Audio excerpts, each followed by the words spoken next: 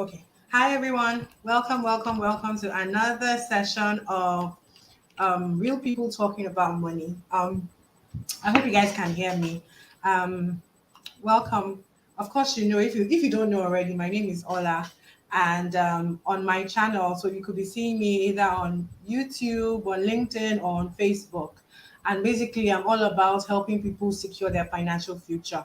And this series is basically featuring regular people like us, like nothing fancy, not children of the rich and famous, regular people who have made previous mistakes about money in the past and have sort of conquered them. And the idea is for us to have these relatable conversations and draw lessons that are good. So, if you are listening in from wherever, you are welcome. Please let me know in the chat what part of the world you are in, and I will be sure to say hi when I say it. So the chats are open and you are welcome. And so let's start. Today we are having an amazing guest.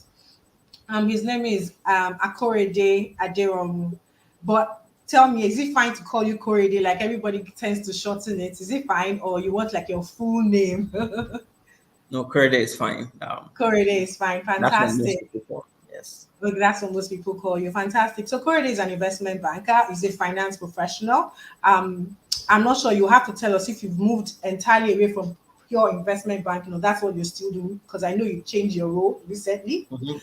But yeah, so Korede, let's start with you. Introduce yourself. Tell us where you are currently in terms of your career. But let me just add something. It's always important that whoever is speaking here hasn't yet blown. Like, I mean, you are not yet at the end goal. It's a journey, right? So we're not bringing up Yeah. people who have ticked all the boxes. It's like we're learning from each other, sort of like peer mentoring and being real and keeping it real, right? So, Corey, tell us about yourself. You're welcome. All right. I think firstly, thank you, Ola, for giving me this invite. Um, I'll just give a brief background of myself. So currently, I am a principal manager in the M&A department at Tangerine Financial. So Tangerine Financial, I'm sure you guys would have been seeing Tangerine all over the place.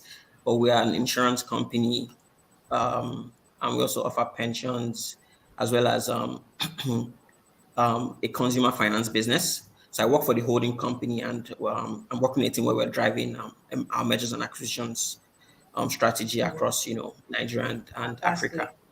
Fantastic. Previously, before joining this role, I recently joined last year actually, and I was at Stanbic IBC Capital, where I was doing proper pure investment banking for about 7 years plus.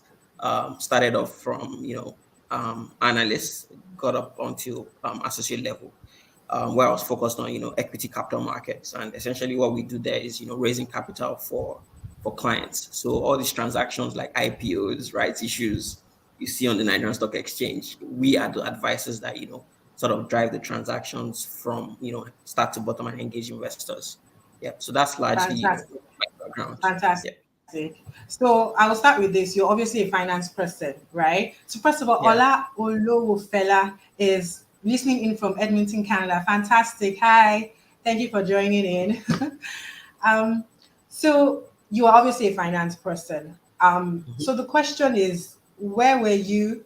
Um, hey, someone is saying great guy and professional. Let me put it on the Shady Akinwale. Oh, she. Cool That's stuff. why. Cool stuff. Cool stuff. So, so the thing is, you are a finance person, right? Mhm. And some people are of the opinion that finance people, if you studied finance in school, if you have finance exposure, right, then you should have money figured out. So let's just dive in. What was that? What's that significant money mistake that you think that you made in your 20s? That let's talk about the mistake first of all. You can tell us a story, something that is relatable. So you have the floor. Okay, thanks. I guess a lot of mistakes actually. I mean, as a finance person, yes, people tend to think you have that finance, experience, you're exposed to things, etc. But if you don't have some, personal objectives, goals, it's easy to just, find yourself one day and you're like, oh wow, I'm a financial person, but what have I been doing? So in terms of mistakes I made in my 20s, I think, I started working like at 24. I recently turned, got over 30. But I think first thing in no particular order is, one is not saving small amounts gradually, right? So for a long time, where I was working, it was a place where, you get bonuses at a certain period after every financial year, right? So the temptation was, oh, instead of saving money gradually, just wait till you get your bonus. And once you get that bonus, obviously you can save large amounts, right? So that was one mistake I used to make a lot of times, in my 20s. Another mistake I made was, not starting to invest early. Um, you know, the temptation was, oh, you don't even get that much money. You're saving from the small salary you're getting, etc. But what can you save from there? So I didn't really save for a long time, especially my the early part of my career. Then I think the third point I like to make is not sticking to a budget. So I mean, as a finance person, you almost have a budget, right?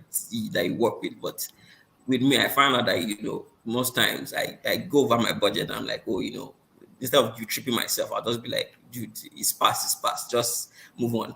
So I never really stuck to my plan. I always was just here and there. You get what I mean? Um, I think also following the trend. I mean, when I now started to invest, I now started to follow the trend. There are some things I grow here and there. Do this, do that, 40% return.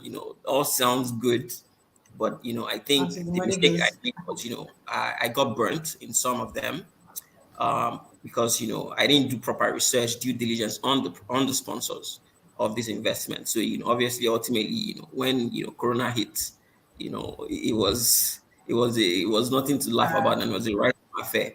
So it was one of those things that I really made a huge mistake on. I think another thing is, obviously started my career around 2014, the Naira has slid significantly, it's like on a nosedive, like falling from a cliff. So I think one thing I wasn't doing was doing like dollar or foreign currency exposure investments when I started to invest, right? I was still looking at Naira, where you could get some good returns, but I didn't think about that, FX exposure In impact. Because if context. you look at it, so people like us that started working like 2014, if you actually normalize things, it won't seem like you've actually been wealthier over time because of inflation, FX, etc. And then I Fantastic. think Wow. generally, That's a lot. Go not ahead. Go ahead. so I think generally, not properly setting investment goals. I think was when I just realized, look, dude, you've not really been setting investment goals. So it was just a wake up, and like I just had to change my ways. And one of the things was actually getting on your show. Just seeing how people plan, etc. And I actually spend time trying to research, planning, making a strategy, etc. And yeah, I think those are I think about 5 6 mistakes I made in my 20s. Yeah. Thanks for sharing. So we're going to like go over it, but I just want to know because the major thing is everybody knows that you should save. Everybody knows you should invest. Like it's not news.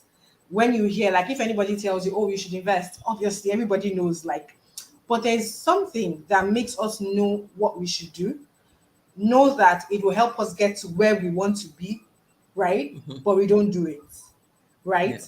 And it's obviously some sort of mind block, right? Correct. In Yeah. one way, shape, or form.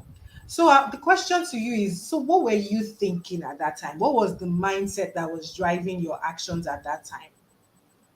Um, I think for me it was like, money will come, at some point. Just make sure you work hard, try and get promoted.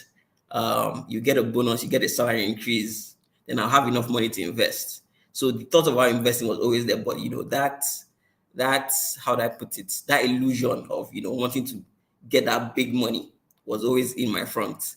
So I always, just always deviated from my plans with that. Um, so I think that was largely my mindset. Just work hard. I mean, I try to work hard at work, try to be visible, but the money will come. They'll recognize you. Get salary, you get bonuses, etc. But for me, that was it. In terms of my mindset, that was all I used to think about. Yeah. Fantastic. And I'm sure that you have realized that time just flies like this, pam. It and does. that It money does. and that money hardly comes in like bam, like very few people like win the lottery or something, right? And if it's Mhm. bonus, you sort of always know, okay, my bonus is coming. So it's not even like big money. Do you get? Sometimes Exactly. your mind rationalizes the amount of your bonus and it Yeah. doesn't seem like much, you know. Mhm. So that's fantastic, and I'm really appreciative of you for sharing. So my question is, what are you doing differently now? It's very easy for you to say, I'm investing now, I'm saving now, right? But maybe the first thing is, what was your wake up call? What did you start thinking that made you feel like, what did you realize that this is not working? What was that drawing of the line to say, gosh, I need to wake up? Um, I think for me it was approaching or getting to 30, age 30, right? And they're like, okay, where's all your money? Like you've I been working guess. for about 6 years. What do you have to account for, right? And then you're also thinking, okay, are you financially stable to get married? And all your vis-a-vis what you have saved. So things like that sort of just blew up in my face. And I'm like, dude, you can't continue the way you're going. Um, what else? So I think that was it. Just getting to 30. Thinking about how you want to spend the next 10 years of your life. Also looking at your career. Okay, okay, another thing was, okay, I used to say, okay, by 30 I want to have a house. And then I'm like, where's all the money? Where's all the money gone, right? Where's the And house? exactly, where's the house? So things like that just made me realize that, look, you actually have to set proper targets. You saved a little bit, but I mean, to get to your goal, right, you have to be realistic and actually have to be deliberate with actually implementing things in place. So those were that's what that was the, how would I put it, that light bulb moment where I'm like, okay, I have to change my ways.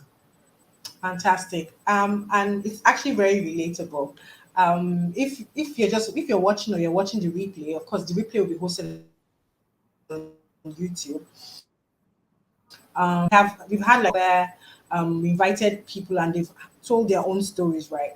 But I find that this whole crossing 30 is like a defining situation It for a is. lot of people and it becomes humbling because when you're 20, you sort of feel like I'm young and the world is ahead of me. But when you get to 30, you now realize that you're the ma that some people are greeting. Do you get? You are, Exactly. you are no longer the young person. You are now the person that everybody is greeting and looking up to, right? And it does Mhm. come with responsibilities. It does come with a question of, okay, if at 30 I haven't achieved this, when am I going to? And then you need to wake up. Yeah. Fantastic. Thanks for sharing. Of course, if you're watching, please subscribe to my channel. Yeah. So Corey, let's go on. So now what were your changes? What did you do differently? Like action points. And then if you can also share your rationale, like how you figured out that this was the way to go based on everything. So please share. Okay, I think the first thing, that when I realized, look, I need to be serious, right? So, shout out to Tony. I don't know if she's watching, but she invited me to your platform. And she, Which twin? told me, Sorry. Tony Shofora. Oh, nice. So we're classmates from uni. She introduced me to a Oh, platform, nice. and I think just listening to you and things, and some of the proposed strategies people can take, were some of the first things I did. So the first thing was actually just creating that investment strategy or investment goal, right? And okay, I have XYZ amount. Actually just laying out, okay, what have I actually invested in? Some of the investment I have. I have XYZ, built a portfolio, what is the percentage of real estate, what is the percentage of stocks, bonds, etc. And then the next step was, okay, in the next year, where do I want to get to, right? In terms of savings, the amount, right? So target was to, be a certain amount. And, at that end of that year, in terms of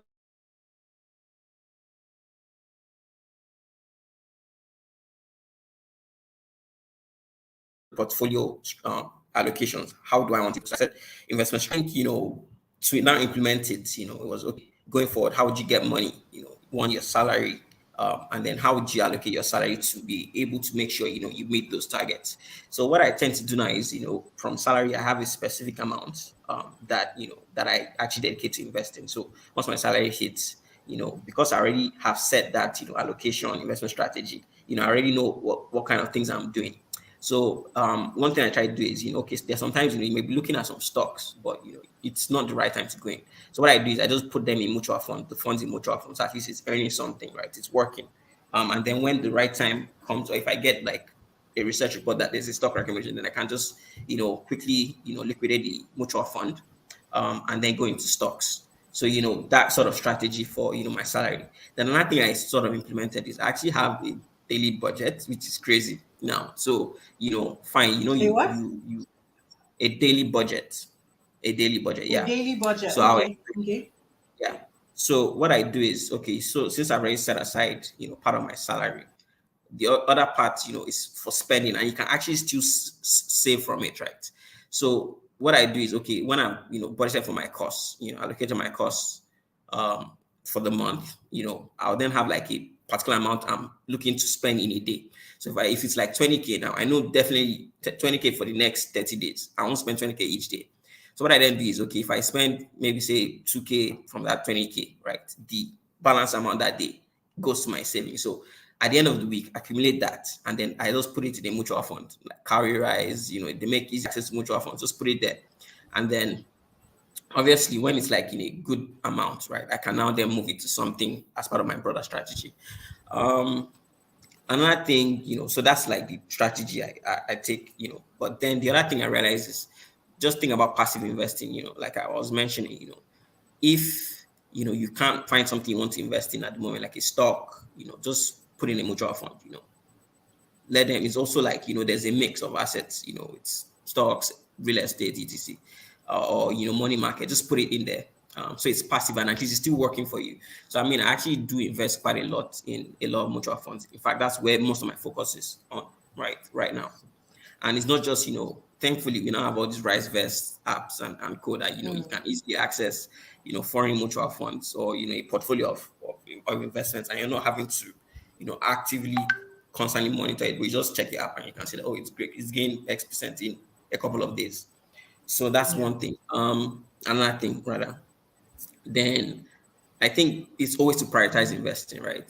Before my Yeah. mindset was do some things, wait till you get big money. So now it's not about that. It's just any money you can save, right? In fact, now if I'm trying to buy something for myself, I'm like, what can I invest in as opposed to, or what is the opportunity cost of actually buying this thing? Shouldn't I just put the money and I know that at least in somewhere I'm benefiting myself in the future, not necessarily a temporary, need or want that I want to satisfy. So, I just always think prioritize investing on almost every decision now I try to make in terms of spending. And then I what I love also it. try to do is just, and I since I, build my portfolio, right, I find out that, I actually just check it like every month or maybe every 2 months, to be honest, because sometimes I just actually just do, I say I just throw money to Carry Rise or a mutual fund, and I actually don't just update it. But when I know, okay, at the end of the month, I just want to track where I am, in terms of my target for the end of the year. I then just look at, okay, how have I done, vis-a-vis this month and the past few weeks, and then just collate everything and update. So that's largely, the things I've, put in place, and I feel like it's Fantastic. Fantastic. yeah. Fantastic. I love that. I love the fact that, first of all, there was this wake up call, and then the first thing I'll point out is, yes, you have that wake up call, but if you've not been doing something for a while, right, Mhm. and you wake up to doing it, and you realize that you need to do it, especially as an adult, you need to actually educate yourself on it. You need Yeah. to find out more, right? You need to, like, if you knew better, you would do better, right? I like the fact that Korede is a finance professional, so it's not just about saying if you're in finance, then it's automatic for you to be able to manage your money well. You might have been taught, but you might not be putting into practice what you are learning. In fact, you might even be doing it for other people at work, right? But you might not be doing it for yourself. And so that wake up call is very important, right? Very, Yeah. very important. And then the little things. If you listen to everything that Korede has said, from putting out a certain amount every month to having like a daily budget that if he does not hit, he moves the rest to saving. These are like little things that honestly I can tell you for a fact from experience that it adds up. So the same way you work for like 6 years and then you feel like, where did all the money go? And it's not like you bought one big thing. It was just a little here, little there. It's the same way when you are accumulating the wealth also. It's almost like a little here until there's that rush that, oh my God, how did I get here? And so it's little things, right? Mhm. But I want to ask a question, right? That I'm not sure I briefed you on. But the question around as a guy, right? Managing social spending pressure, right, in relation to being responsible, taking charge of your own money situation, right? What do you have to say about that? How have you managed that? Because it takes some discipline for you to have a 20K budget, and at least you have invested already. And so you now hold yourself that the balance is not for let's go out. Do you get? So how do you Yeah. balance that out? Okay, so with that, right? So like I mentioned, when I budget, budgeting also includes, 5G, just going out, having fun. So it's a portion of my budget. I don't actually go out a lot, but I just factor that in to my plans on a monthly basis. I don't go out that much, but when I have to, then I then just pick from that pot and then spend from it, right? Um, what else? Obviously, just being mindful when you go out to things are expensive. You just have to be very Expensive. cautious. I mean, no, just live within your means, and if possible, live below your means. So I think that's how I just manage that social bit of spending. The It's understand. I just think planning. Yeah, it's just planning really. Yeah. yeah, just yeah, I totally agree. I totally agree. I think this has been amazing. If anybody has any questions or thoughts, I like Ola's statement here that says pay yourself first. I think you've said that using like scenarios of what you've done, but Mhm. literally you have been paying your future self first. At some point, you were spending your capital, It's paying rent. but You at then got when on, you woke up, you flipped the card and it became a situation. What did you say? and so I said I was paying rent, Sorry, say that again. I said I was paying rent, just spending. No, I wasn't accountable to myself. Spending. I love it. I love it. And I think this has been really interesting. What final words do you have for us as a regular guy, but knowing that based on your little actions every day, you are going somewhere? Sorry, I forgot to mention something that you talked about setting Okay. goals. How has that helped you? Sorry, just that last thing I mean, setting like, goals. I think with goals, right, at the onset, it's just like it's just a map, right? You don't really see the result, but with the goals now I've put in place, I'm just happy. I'm like, when I see that, okay, I'm investing or I've invested, more than I even expected to invest, right? For me, it's like it's motivational to do more, right? To do more, and at the same time, it just always makes sure that my priority to invest is always there, because I'm getting some form of happiness from, just meeting my goals, you know, very, very often, so it goes a long way, just motivating, um, and then it just makes me more organized, right? And it makes me actually look actively for investments. Okay, what is out there? What can I do?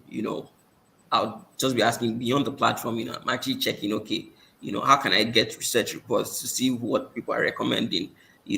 So it just always helps you focus. When you hit your target, you're happy, and then you can always, just continue to plan. Yeah. Fantastic, fantastic. I always say I don't know where I heard it, but it stuck like years ago. Like you dress for where you're going. So imagine someone that comes into like a lady comes into the bank wearing bikini. Everybody's looking like, are you supposed to be at the beach or at a pool or something? Or you are wearing boo boo at the pool. Everybody's looking like what's happening here, But there's a certain posture that comes when you have defined where you are going to. So the person by the pool might have been going somewhere and somehow found themselves by the Yeah. pool, right? But if you Mm-hmm. actually plan, right, you should actually be dressing for where you're going. So that whole planning, that setting of the goal is like when you now see people that you can ask, how do I get there? The first thing they'll ask you is, where are you going? Right? Going. So if you Yep. don't define that, then how can anyone actually like help you and give you pointers to or how to get to where you're going? So that goal setting is one thing that a lot of people, sometimes out of fear, because I mean those goals are usually bigger than you, and you don't Yeah. want to feel like you didn't get it. But I Yeah. can tell you for a fact that it is so motivating for you to set a goal and see that, okay, I gave myself 5 years to get here. And then by in a year, I'm halfway there. Because the Mm-hmm. goal does ginger you, it opens your mind up. So if Yeah. you haven't already, please set a money goal, a clear one, like a number amount, a value for your net worth. If you don't know what in your net worth is, check my YouTube channel. There's stuff about that there. Then I see Sheon Alimi saying the daily budget is a rema. Thank you. Fantastic. And then Ifeanyi is saying, putting your investment first is great advice. And I think that's one thing a lot of people don't do. They wait until they finish spending, and then the remaining is what they invest. But the best thing is to take out your investing and then live within the balance. I think if there are no other questions, I'm happy to end it here. I want to say a very big thank you to Korede. And if you have any final words for us, please share now.